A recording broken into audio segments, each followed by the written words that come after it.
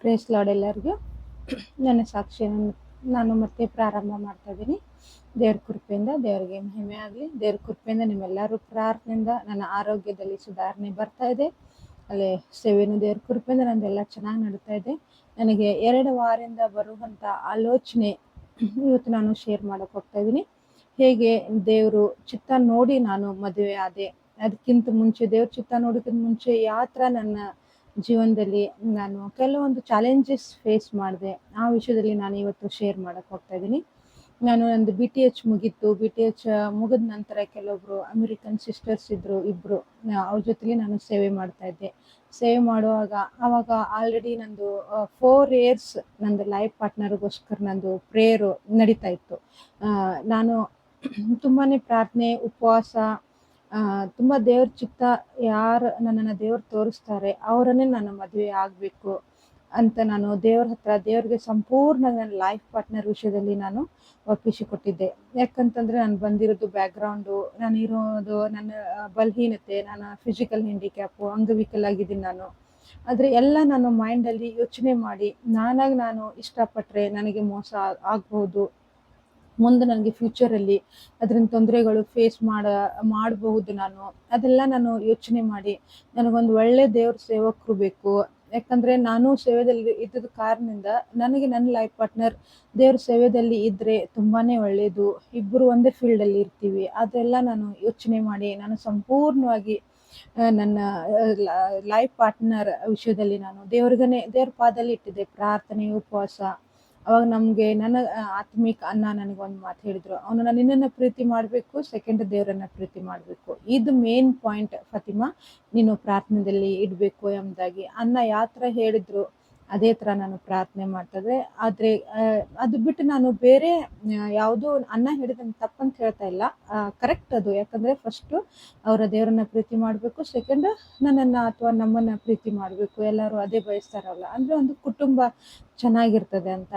ಆಮೇಲೆ ನಾನು ಯಾವುದ್ಯಾವುದು ಪ್ರಾರ್ಥನೆ ಮಾಡಲಿಲ್ಲ ಅದನ್ನು ಕೂಡ ನಾನು ಮಿಸ್ಟೇಕ್ ಮಾಡಿದೆ. ನನ್ನ ಲೈಫ್ ಪಾರ್ಟ್ನರ್ ವಿಷಯದಲ್ಲಿ ನಾನು ಏನೇನು ಪ್ರಾರ್ಥನೆ ಮಾಡಬೇಕಾಗಿತ್ತು ಅದನ್ನು ಕೂಡ ನಾನು ಒಂದು ವಿಡಿಯೋ ಮಾಡಿ ಶೇರ್ ಮಾಡ್ತೀನಿ. ಈ ಥರ ನನ್ನ ಲೈಫ್ ಪಾರ್ಟ್ನರ್ ವಿಷಯದಲ್ಲಿ ನಾನು ಪ್ರಾರ್ಥನೆ ಮಾಡಿ ಸಂಪೂರ್ಣವಾಗಿ ನಾನು ದೇವ್ರಿಗೆ ಒಪ್ಪಿಸಿ ಕೊಡುವಾಗ, ದೇವರೇ ನೀನು ಯಾವ ಹುಡುಗ ತೋರಿಸ್ತೀಯಾ ಅದೇ ನಾನು ಕಣ್ಣು ಮುಚ್ಚಿ ಮದುವೆ ಆಗ್ತೀನಿ, ದೇವರೇ ನೀನೇ ಅಂತ ಕೆಲವೊಂದು ಸೈನ್ ನಾನು ದೇವ್ರ ಎದುರುಗಡೆ ಇಟ್ಟಿದ್ದೆ. ಅದು ನಾನು ಮತ್ತೆ ನೆಕ್ಸ್ಟ್ ಶೇರ್ ಮಾಡ್ತೀನಿ. ಅದಕ್ಕಿಂತ ಮುಂಚೆ ನನಗೆ ಕೆಲವೊಂದು ಪ್ರಪೋಸಲ್ ಬರ್ತಾ ಇತ್ತು, ಕೇಳ್ತಾ ಇದ್ರು ನನಗೆ. ಕೆಲವೊಬ್ರು ನನಗೆ ಅನಿಸೋದು ಗೊತ್ತಿಲ್ಲ, ನಾನು ಅಮೆರಿಕನ್ ಜೊತೆಲಿ ಸೇವೆ ಮಾಡ್ತಾ ಇದ್ದೀನಿ, ಆಮೇಲೆ ಅಮೆರಿಕದಿಂದ ನನಗೆ ಸಪೋರ್ಟ್ ಬರ್ತಾ ಇದೆ, ಇವಳಿಗೆ ಮದುವೆ ಆದರೆ ನನಗೆ ಸೇವೆಗೆ ಸಪೋರ್ಟ್ ಆಗುತ್ತೆ ಅಂತ ಆ ಥರ ಮೈಂಡಲ್ಲಿ ಆಲೋಚನೆಗಳು ಇಟ್ಕೊಂಡು ಕೇಳ್ತಾ ಇದ್ದಾರೆ ನನಗೆ ಮದುವೆ ವಿಷಯದಲ್ಲಿ. ಆದರೆ ಪ್ರೀತಿ ಲವ್ ಅಂತ ಹೇಳಿ ನನಗೆ ಹಿಂಗೆಲ್ಲ ಪ್ರಪೋಸು ಹಿಂಗೆಲ್ಲ ಬರ್ತಾ ಇತ್ತು. ಕೆಲವೊಬ್ರು ಇಂಡೈರೆಕ್ಟಾಗಿ ನನ್ನ ಜೊತೆಲಿ ಮೊಬೈಲಲ್ಲಿ ಚಾಟ್ ಮಾಡಬೇಕಾದ್ರೆ ಅದೆಲ್ಲ ನನಗೆ ಆ ಸಮಯದಲ್ಲಿ ಅರ್ಥನೇ ಆಗ್ತಾ ಇರಲಿಲ್ಲ. ಯಾವ ಥರ ಲವ್ದು ಒಂದು ಚಾಟಿಂಗ್ ಇರ್ತದೆ ಏನು, ಅದೆಲ್ಲ ನನಗೆ ಆ ಟೈಮಲ್ಲಿ ಇರ್ತಾ ಇರಲಿಲ್ಲ ಮೈಂಡಲ್ಲಿ. ನಾನು ತುಂಬ 18-19 ಇಯರ್ಸ್ದಲ್ಲೇ ನಾನು ದೇವರಿಗೆ ನಂಬಿ ಮನೆ ಬಿಟ್ಟು ಬಂದವಳು. ಬಟ್ ನನ್ನ ಲೈಫ್ ಪಾರ್ಟ್ನರ್ ವಿಷಯದಲ್ಲಿ ಬಂದಾಗ ನಾನು ಸಂಪೂರ್ಣ ಇದು ದೇವ್ರ ಚಿತ್ತಕ್ಕೆ ನಾನು ಒಪ್ಪಿಸ್ಕೊಟ್ಟೆ. ನಾನು ಎಲ್ಲಿ ಪ್ರೀತಿ ಅದು ಇದು ಅಂತ ನಾನು ಎಲ್ಲಿಯೂ ಬಿದ್ದು ಹೋಗಲಿಲ್ಲ. ದೇವ್ರ ಕೃಪೆಯಿಂದ ದೇವ್ರು ನನಗೆ ಅಷ್ಟೊಂದು ಸ್ಟ್ರಾಂಗ್ ಮಾಡಿ ನಡೆಸಿದ್ರು ಅಂತ ಯಂಗ್ ಏಜ್ನಲ್ಲಿ. ಆಮೇಲೆ ನನಗೆ ಇಷ್ಟೊಂದು ಪ್ರಪೋಸಲ್ ಬರುವಾಗ ನಾನೆಲ್ಲ ರಿಜೆಕ್ಟ್ ಮಾಡ್ತಾ ಇದ್ದೆ. ಫಸ್ಟ್ ನಾನು ಡೈರೆಕ್ಟಾಗಿ ರಿಜೆಕ್ಟ್ ಮಾಡ್ತಾ ಇರಲಿಲ್ಲ, ನಾನು ಪ್ರಾರ್ಥನೆಯಲ್ಲಿ ಇಡ್ತಿದ್ದೆ. ಆಮೇಲೆ ನನಗೆ ದೇವ್ರ ವಾಕ್ಯಗಳು ಕೊಡ್ತಿದ್ರು, ನೋ ಅಥವಾ ಆಲೋಚನೆ ನನ್ನ ಮನಸ್ಸು ಅದಕ್ಕೆ ಹೇಳ್ತಾನೆ ಇರಲಿಲ್ಲ. ನೋ ಬೇಡ ಬೇಡ, ಒಂದು ಸಮಾಧಾನ ಗಲಿಬಿಲಿ ಈ ಥರ ನನಗಿರ್ತಿತ್ತು. ಯಾರು ಡೈರೆಕ್ಟಾಗಿ ನಾನು ಕೇಳ್ತಿದ್ರು ಅವ್ರಿಗಿಲ್ಲ, ಇದು ದೇವ್ರ ಚಿತ್ತ ಇಲ್ಲ ಅಂತ ಹೇಳ್ತಿದ್ದೆ, ಅಥವಾ ಅವ್ರು ಅರ್ಥ ಮಾಡ್ಕೊಳ್ಳೋಂಥ ಸಿಚುವೇಶನ್ದಲ್ಲಿ ಇಲ್ಲ ಅಂತಂದರೆ ನನಗೆ ಇಷ್ಟ ಆಗ್ತಾ ಇಲ್ಲ, ಬೇಡ ಅಂತ ಈ ಥರ ನಾನು ಭಾಳಷ್ಟು ಪ್ರಪೋಸಲ್ ನಾನು ರಿಜೆಕ್ಟ್ ಮಾಡಿದೆ. ಲಾಸ್ಟ್ಗೆ ನನಗೆ ಅದು ಅಮೆರಿಕನ್ ಸಿಸ್ಟರ್ಸ್ನು ಕೂಡ ಎಂಕರೇಜ್ ಮಾಡಿದ್ರು, ನೀನು ಇಂಡಿಯನ್ಸ್ಗೆ ಮದುವೆ ಆಗೋದು ಬೇಡ, ನನಗೆ ಅಮೆರಿಕ ಕರ್ಕೊಂಡು ಹೋಗ್ತೀವಿ, ಅಲ್ಲೇ ನೀನು ಒಂದು ಒಳ್ಳೆ ಹುಡುಗ ನೋಡಿ ಮದುವೆ ಆಗಿ ಅಮೆರಿಕದಲ್ಲಿ ಸೆಟಲ್ ಆಗಿಬಿಡು, ಅಲ್ಲೇ ನಾವು ಸೇವೆ ಮಾಡೋಣ, ಆವಾಗೂ ಇಂಡಿಯಾ ವಿಸಿಟ್ ಮಾಡ್ಬೋದು. ಅದನ್ನು ಕೂಡ ನನಗೆ ಇಷ್ಟ ಆಗಲಿಲ್ಲ. ನಾನು ಕರ್ನಾಟಕದಲ್ಲಿ ಇರಬೇಕು, ನನಗೆ ಕರ್ನಾಟಕನೇ ಲೈಫ್ ಪಾರ್ಟ್ನರ್ ಬೇಕು ಎಂಬುದಾಗಿ ನಾನು ತುಂಬಾ ದೇವ್ರಿಗೆ ಒಪ್ಪಿಸ್ಕೊಟ್ಟೆ. ದೇವ್ರಿಗೆ ಒಪ್ಪಿಸ್ಕೊಟ್ಟು ನಾನು ಪ್ರಾರ್ಥನೆದಲ್ಲಿಟ್ಟೆ, ಹಗಲು ರಾತ್ರಿ ಯಾವಾಗೂ ನಾನು ಬೈಬಲ್ ಕಾಲೇಜ್ ಅದೆಲ್ಲ ವಿಡಿಯೋಗಳು ಕೆಲವೊಂದು ಸ್ಕಿಪ್ ಮಾಡಿದೆ, ನಾನು ಅದನ್ನು ಕೂಡ ವಿಡಿಯೋ ಮಾಡಿ ಹಾಕ್ತೀನಿ.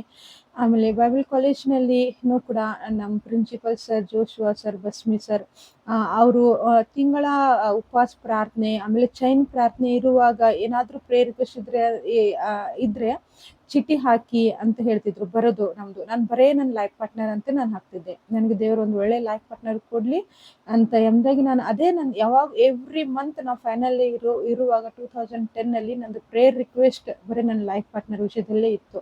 ಯಾಕಂದ್ರೆ ನಂದು ಬೈಬಲ್ ಸ್ಟಡಿ ಮುಗಿದ ತಕ್ಷಣ ನಾನು ಸೇವೆಯಲ್ಲಿ ಎಂಟ್ರಿ ಆಗ್ಬೇಕಾದ್ರೆ ನನಗೆ ಸಂಗಾತಿ ಬೇಕಾಗಿತ್ತು. ಯಾಕಂದ್ರೆ ನಂದು ಸಾಕ್ಷಿ ಕೆಡಬಾರ್ದು, ನಾನು ರಾಂಗ್ ಪರ್ಸನ್ಗೆ ಮದುವೆ ಆಗಿ ನಂದು ಜೀವನ ನಾನು ಇಷ್ಟು ಕಷ್ಟಪಟ್ಟು ಕಟ್ಕೋತಾ ಇದ್ದೀನಿ. ದೇವ್ರು ನನ್ನನ್ನು ಸ್ಟೆಪ್ ಬೈ ಸ್ಟೆಪ್ ನನ್ನನ್ನು ಮೇಲೆ ತೊಗೊಂಡು ಹೋಗುವಾಗ ನಾನು ಒಂದು ರಾಂಗ್ ಪರ್ಸನ್ಗೆ ಮದುವೆ ಆಗಿ ಸೇವೆ ನನ್ನ ಲೈಫು ಇದಾಗಬಾರ್ದು, ಒಂದು ಸಾಕ್ಷಿಯಾಗಿ ನಾನು ಸೇವೆಯಲ್ಲಿ ಉಳಿಬೇಕು ಅಂತ ಒಂದು ಉದ್ದೇಶ ನನ್ನ ಮೈಂಡಲ್ಲಿ ಯಾವಾಗೂ ಅದು ಬಿಟ್ಟರೆ ನನ್ನ ಹತ್ರ ಇರ್ತಿರ್ಲಿಲ್ಲ.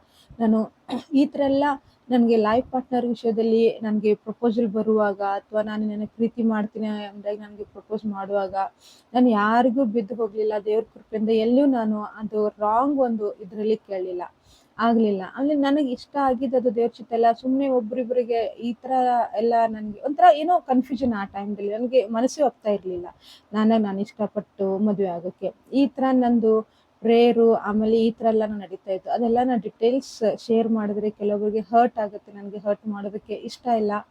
ನಾನು ಯಾರಾದ್ರೂ ಆ ಟೈಮ್ಲಿ ರಿಜೆಕ್ಟ್ ಮಾಡಿ ಬಿಟ್ಟಿದ್ದೀನಲ್ವ, ದಯವಿಟ್ಟು ತಪ್ಪು ತಿಳ್ಕೊಬೇಡಿ. ನನ್ನಿಂದ ಏನಾದರೂ ಹರ್ಟ್ ಆದರೆ ನಾನು ಸಾರಿ ಕೇಳ್ತೀನಿ. ಒಂದು ವೇಳೆ ಅವರು ಇದು ಯಾರಾದರೂ ವಿಡಿಯೋ ನೋಡ್ತಾ ಇದ್ರೆ, ನಾನು ನಿಮಗೆ ಇಷ್ಟ ಇಲ್ಲ ಅಂತ ನಾನು ರಿಜೆಕ್ಟ್ ಮಾಡಿಲ್ಲ. ದೇವ್ರ ಚಿತ್ತ ಇಲ್ಲ, ದೇವ್ರು ತೋರಿಸಿದ ಹುಡುಗನಿಗೆ ನಾನು ಮದುವೆ ಆಗ್ಬೇಕಂತ ಒಂದೇ ಕಾರಣಕ್ಕೋಸ್ಕರ ನನ್ನನ್ನು ಪ್ರಪೋಸ್ ಮಾಡಿದ್ದು. ಇಷ್ಟಪಟ್ಟಿದವರಿಗೆ ನಾನು ರಿಜೆಕ್ಟ್ ಮಾಡಿದ್ದೀನಿ ಅಂದರೆ ನನ್ನ ಮನಸ್ಸು ಪೂರ್ವಕವಾಗಿ ನಾನು ಯಾರಿಗೂ ರಿಜೆಕ್ಟ್ ಮಾಡಿಲ್ಲ.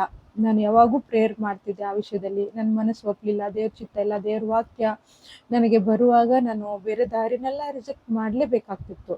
ದಯವಿಟ್ಟು ನಾನು ಅವ್ರ ಹತ್ರ ಡೈರೆಕ್ಟ್ ಆದ್ರೆ ಮಾತಾಡಕ್ಕೆ ಆಗಲಿಲ್ಲ ನನಗೆ. ನಾನು ಪ್ರಯತ್ನ ಮಾಡಿದ್ರೆ ಕೆಲವೊಬ್ಬರು ನನ್ನ ಜೊತೆಲಿ ಮಾತಾಡಲಿಲ್ಲ, ನನ್ನ ಮೇಲೆ ಕೋಪ ಮಾಡ್ಕೊಂಡ್ರು.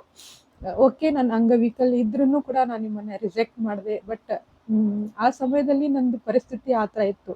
ಯಾಕಂದ್ರೆ ನಾನು ಇಷ್ಟಪಟ್ಟು ಮದುವೆ ಮಾಡ್ಕೊಂಡ್ರೆ ನನಗೆ ಮೋಸ ಆಗ್ತದೆ, ನನ್ನ ಲೈಫ್ ಸ್ಪಾಯಿಲ್ ಆಗುತ್ತೆ ಅನ್ನೋ ಆ ಒಂದು ಭಯ ನನ್ನ ಒಳಗಡೆ. ಯಾಕಂದ್ರೆ ನನ್ನ ಹಿಂದ್ಗಡೆ ಯಾರೂ ಸಪೋರ್ಟ್ ಇರಲಿಲ್ಲ, ನಾನು ಒಬ್ಬಳೇ ನಿಂತಿರೋದು ದೇವ್ರಿಗೋಸ್ಕರ. ಆ ಒಂದು ಕಾರಣಕ್ಕೋಸ್ಕರ ನಾನು ಎಲ್ಲ ಪ್ರಪೋಸಲ್ ರಿಜೆಕ್ಟ್ ಮಾಡ್ತಾ ಇದ್ದೆ. ಯಾರಾದರೂ ದಯವಿಟ್ಟು ನಾನು ನಿಮ್ಮನ್ನ ಹರ್ಟ್ ಮಾಡಿದರೆ ನನ್ನನ್ನು ಕ್ಷಮಿಸಿ ಬಿಡಿ ಅಂದಾಗ ನಾನು ಕೇಳ್ಕೊತೀನಿ. ಸಾರಿ. ಈ ಥರ ಆ ಟೈಮ್ದಲ್ಲಿ ನಡೀತಾ ಇತ್ತು. ನಾನು ಯಾರ್ದು ಹೆಸರು ಅಥವಾ ನಾನು ಯಾರ್ದು ಡಿಟೇಲ್ಸ್ ಇದರಲ್ಲಿ ಹಾಕ್ತಾ ಇಲ್ಲ. ಆಮೇಲೆ ಇದೇ ಥರ ನಾನು ಮುಂದುವರಿಯುವಾಗ ನಾನು ದೇವ್ರ ಹತ್ರ ಪ್ರಾರ್ಥನೆ ಅಷ್ಟೇ ಮಾಡ್ಕೊಂಡು ಬಂದೆ. ದೇವರೇ, ಅವರು ಆ ವ್ಯಕ್ತಿ ನಿನ್ನನ್ನು ಪ್ರೀತಿ ಮಾಡಬೇಕು, ಆಮೇಲೆ ನನ್ನನ್ನು ಪ್ರೀತಿ ಮಾಡಬೇಕು. ಆಮೇಲೆ ಇದೇ ಥರ ನಾನು ಪ್ರಾರ್ಥನೆ ಮಾಡುವಾಗ ನನಗೆ ಒಂದು ಆಲೋಚನೆ ಬಂತು ಆ ಸಮಯದಲ್ಲಿ. ನನಗೆ ಎಲ್ಲ ನೋಡಿ ನನಗೆ ಮದುವೆಗೆ ಕೇಳ್ತಾ ಇದ್ದಾರೆ.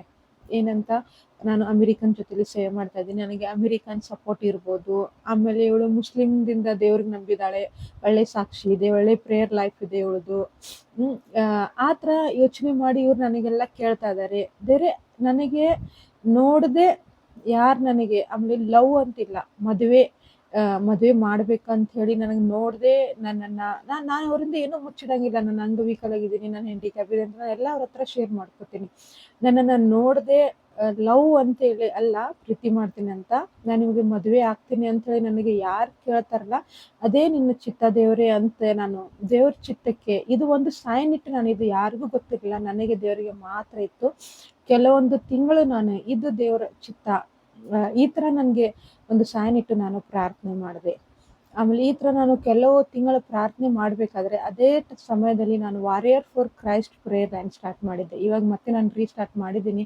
ದೇವ್ರ ಕೃಪೆಯಿಂದ ತುಂಬ ಕಾಲ್ಸ್ ಬರ್ತಾ ಇದೆ. ದೇವರು ತುಂಬ ಅದ್ಭುತವಾಗಿ ನನ್ನ ಪ್ರೇಯರ್ ಲೈನಿಂದ ಉಪಯೋಗ ಮಾಡ್ತಾ ಇದ್ದಾರೆ. ಬಿಡುಗಡೆ ಆಗ್ತಾ ಇದೆ, ಜನರಿಗೆ ಹೀಲ್ ಆಗ್ತಾ ಇದೆ ದೇವ್ರ ಕೃಪೆಯಿಂದ. ದೇವ್ರು ಮಾಡ್ತಾ ಇದ್ದಾರೆ. ವಿಶೇಷವಾಗಿ ಮಹಿಳೆಯರ ಮಧ್ಯದಲ್ಲಿ ನನಗೆ ಜಾಸ್ತಿ ದೇವ್ರು ಉಪಯೋಗ ಮಾಡ್ತಾ ಇರೋದು. ಆವಾಗನೇ ಈ ಥರ ಆವಾಗ ನೋಕಿಯಾ 1100 ಇನ್ನೂ ಹತ್ರ ನನ್ನ ಹತ್ರ ಆ ಫೋನ್ ಇದೆ. ಅದಕ್ಕೆ ನಾನು warrior for Christ prayer line start ಮಾಡಿದೆ. ನಾನು ನನ್ನ ಒಬ್ಳು ಫ್ರೆಂಡ್ ಇದ್ಲು, ಮೋನಿಕಾ ಅಂತ, ಅವಳು ಅವಳೇ ನನಗದು ಮೊಬೈಲ್ ಗಿಫ್ಟ್ ಕೊಟ್ಟಿರೋದು. ದೇವ್ರು ಅವಳನ್ನ ಆಶೀರ್ವಾದ ಮಾಡಲಿ. ಎಲ್ಲೇ ಇದ್ರೂ ಒಂದು ವೇಳೆ ಈ ವಿಡಿಯೋ ನೋಡಿದ್ರೆ ಅವಳನ್ನು ಕಾಂಟ್ಯಾಕ್ಟ್ ಮಾಡಲಿ ಅಂತ ನಾನು ದೇವ್ರ ಹತ್ರ ಪ್ರಾರ್ಥಿಸುತ್ತೀನಿ. ನನಗೆ ತುಂಬ ಒಂದು ತಂಗಿ, ಒಂದು ಮಗಳ ಥರ ಇದ್ಲು. ದೇವ್ರು ಅವಳ ಜೀವನದಲ್ಲಿ ನನಗೆ ತುಂಬ ಅದ್ಭುತವಾಗಿ ಉಪಯೋಗ ಮಾಡಿದ್ಲು. ಆ ಫೋನಿಂದ ನನಗೆ ದೇವ್ರ ಸೇವೆಗೆ ಕೊಟ್ಟಿದ್ದಾರೆ. ಇದು ಫೋನ್ ನಾನು ದೇವ್ರ ಮಹಿಮೆಗೆ ಉಪಯೋಗ ಆಗಲಿ ಅಂತ ಯೋಚನೆ ಮಾಡಿ ನಾನು warrior for Christ prayer line ನಾನು ಹುಡುಗಿ ಕೂಡ ಸ್ಟಾರ್ಟ್ ಮಾಡಿದ್ವಿ. ಆ ಟೈಮಲ್ಲಿ ಬೆಳಗ್ಗೆ 5 ಗಂಟೆಗೆ ಎದ್ದು ನಾನು ಪ್ರಾರ್ಥನೆ ಮಾಡಿ ಏನು ದೇವ್ರು ನನಗೆ ವಾಕ್ಯ ಕೊಡ್ತಾರೆ. ನಾನು ಯಾವಾಗೂ ವಾಕ್ಯದ ಮೇಲೆ ಡಿಪೆಂಡ್. ನನ್ನ ಆಲೋಚನೆ ಮೇಲೆ ನಾನು ಭಾಳ ಕಡಿಮೆ ಡಿಪೆಂಡ್ ಆಗಿರ್ತೀನಿ. ದೇವ್ರು ಏನು ಮಾತನಾಡ್ತಾರೆ, ಏನು ವಾಕ್ಯ ಕೊಡ್ತಾರೆ ಬೆಳಗ್ಗೆ, ಅದು ಆ ಟೈಮಲ್ಲಿ ಸ್ಮಾರ್ಟ್ ಫೋನ್ ಇದ್ದಿರ್ಕಿಲ್ಲ. ಒಂದು ವಾಕ್ಯ ನಾನು ಏನು ದೇವ್ರು ನನಗೆ ಕೊಡ್ತಾರೆ ಬೆಳಗ್ಗೆ 5 ಗಂಟೆಗೆ, ಆ ವಾಕ್ಯ ನಾನು ಟೈಪ್ ಮಾಡಿ ಕೆಳಗಡೆ ಅದು ಯಾವ ವಿಷಯದಲ್ಲಿ ದೇವ್ರು ನನಗೆ ಅದು ಕೊಟ್ಟಿದ್ದಾರೆ, ಅದು ಒಂದು ಚಿಕ್ಕದ ಮೆಸೇಜ್ ನಾನು ಟೈಪ್ ಮಾಡಿ ನನ್ನ ಕಾಂಟ್ಯಾಕ್ಟ್ದಲ್ಲಿ ಯಾರ್ಯಾರು ಫ್ರೆಂಡ್ಸ್ ಇದ್ದಾರೆ ಅವರೆಲ್ಲರಿಗೂ ನಾನು ಇದು ಶೇರ್ ಮಾಡ್ತಾ ಇದ್ದೆ.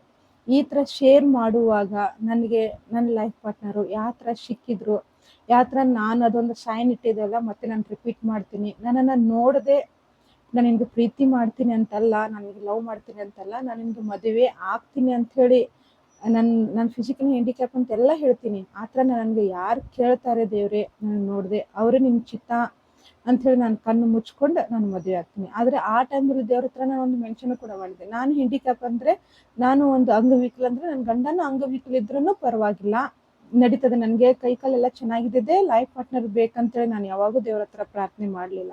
ಅಂಗವಿಕಲ ಇದ್ರೂ ಪರವಾಗಿಲ್ಲ ದೇವರೇ, ಬಟ್ ನಿನ್ನ ಚಿತ್ತ, ನೀನು ತೋರಿಸಿದ ಹುಡುಗನಿಗೆ ನಾನು ಮದುವೆ ಆಗಬೇಕು, ನನ್ನ ಕೊಳ್ಳೆಗೆ ತಾಳಿ ಬೀಳಬೇಕು. ನನಗೆ ತಾಳಿ ಅಂದರೆ ತುಂಬ ಇಷ್ಟ. ನನ್ನ ಕೊಳ್ಳೆಯಲ್ಲಿ ತಾಳಿ ಹಾಕೋಬೇಕು ಅಂತ, ನನ್ನ ಕೊಳ್ಳೆಗೆ ತಾಳಿ ಬೀಳಬೇಕು, ಇಲ್ಲ ಅಂದರೆ ಇಲ್ಲ ಅಂದಾಗ ನಾನು ದೇವ್ರ ಹತ್ರ ಪ್ರಾರ್ಥನೆ. ಆದರೆ ನನಗೆ ಬ್ಲೈಂಡ್ ಬೇಡ, ಕಣ್ಣು ಕಾಣಿಸ್ಲಿಲ್ಲ ಅಂದರೆ, ನಾನು ಹ್ಯಾಂಡಿಕ್ಯಾಪು, ಅವರು ಕಣ್ಣು ಕಾಣಿಸ್ಲಿಲ್ಲ ಅಂದರೆ ತುಂಬ ಕಷ್ಟ ಆಗುತ್ತೆ ದೇವ್ರೆ ಅಂಥೇಳಿ ನಾನು ಫಿಸಿಕಲ್ ಹ್ಯಾಂಡಿಕ್ಯಾಪ್ ಇದ್ರೂ ಪರವಾಗಿಲ್ಲ, ನಿನ್ನ ಚಿತ್ತ ಆಗಬೇಕು, ನೀನು ನನಗೆ ತೋರಿಸಿದ ಹುಡುಗನಿಗೆ ನಾನು ಮದುವೆ ಆಗಬೇಕು ಅಂತ ಈ ಥರ ನಾನು ದೇವ್ರ ಹತ್ರ ಸೈನ್ ಇಟ್ಟು ಪ್ರಾರ್ಥನೆ ಮಾಡುವಾಗ ಹೇಗೆ ನಾನು ಇನ್ನು ಮುಂದೆ ದೇವ್ರ ಚಿತ್ತ ಕನ್ಫರ್ಮ್ ಆಯಿತು, ಯಾವ ಥರ ಆಯಿತು ನಾನು ನೆಕ್ಸ್ಟ್ ವಿಡಿಯೋದಲ್ಲಿ ಶೇರ್ ಮಾಡ್ತೀನಿ.